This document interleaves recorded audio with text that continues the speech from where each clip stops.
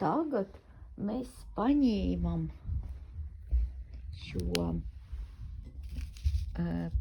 burtiņas un saliekam vārdu bibliotēka. Neaizmirsām, ka vajag paņemt platais, garais. Un jums palīdzēs šie maziņie lacītis un pandiņām. Un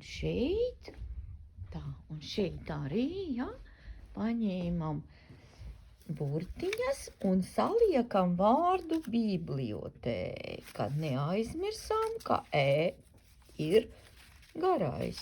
Jums palīdzēs lacītis un divi lācīši, divi maziņi lācīši. Un šeit mēs paņēmam,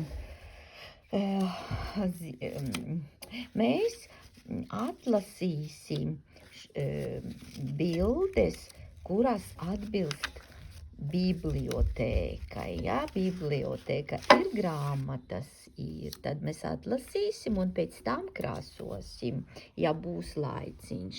Jums palīdzēs kaķis, cat un kapostiņš. Tā.